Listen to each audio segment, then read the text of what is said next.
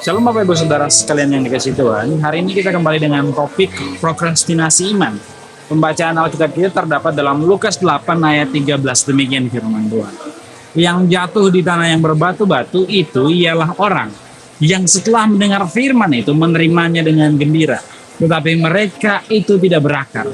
Mereka percaya sebentar saja dan dalam masa pencobaan mereka murtad.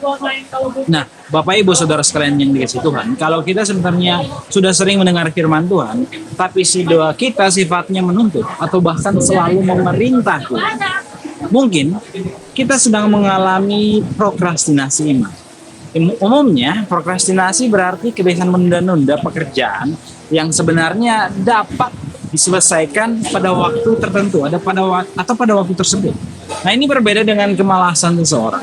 Sebab orang yang prokrastinasi umumnya tahu bahwa tugasnya penting dan punya niat untuk menyelesaikan tugas tersebut. Hanya saja masih menundanya. Nah, lalu apa kaitannya dengan iman? Prokrastinasi iman adalah tindakan menunda-nunda untuk percaya sepenuhnya kepada Tuhan. Karena kebergantungan dengan hal-hal yang bukan Tuhan. Ya, mungkin kita bisa mendefinisikan sendiri hal-hal apa yang ketika itu hilang atau ketika itu kita nggak punya, rasanya membuat kita nggak bisa hidup. Mungkin itulah Tuhan kedua dalam kehidupan kita. Nah, Bapak Ibu Saudara sekalian, Yesus menggambarkan tempat berbatu sebagai hati orang-orang yang tidak memiliki kedalaman spiritual, kedalaman iman di dalam Tuhan. Mereka menerima firman dengan antusias dan sukacita, tetapi tidak menghidupinya. Sehingga ketika kesulitan datang, lebih sering menuntut, bahkan mengutuk Tuhan, daripada percaya sungguh akan kesetiaannya. Ternyata, pendengaran akan firman yang antusias bukanlah bukti bahwa seseorang memiliki ketahanan iman yang sejati di dalam Kristus.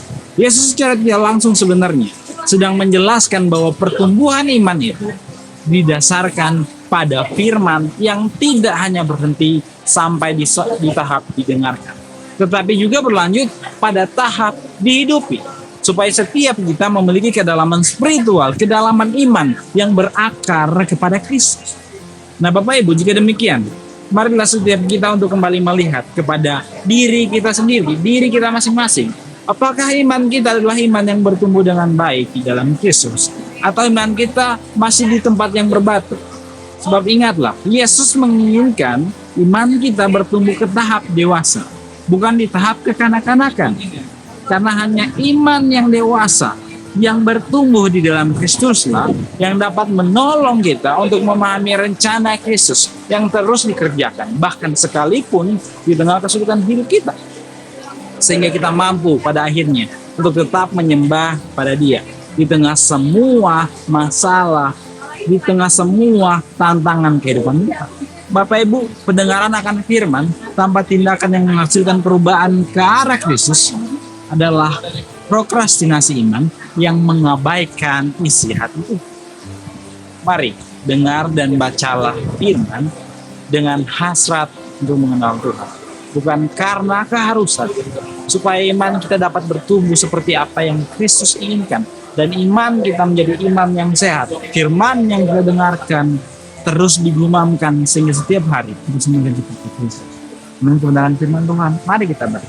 Tuhan Yesus, kami bersyukur untuk kebenaran firman. Kami mau belajar untuk terus bertumbuh di dalam Engkau dengan iman yang telah Engkau anugerahkan kepada kami. Bimbinglah kami selalu dalam penyertaan. Dalam nama Yesus kami berdoa. Amin. Tuhan Yesus memberkati kita semua.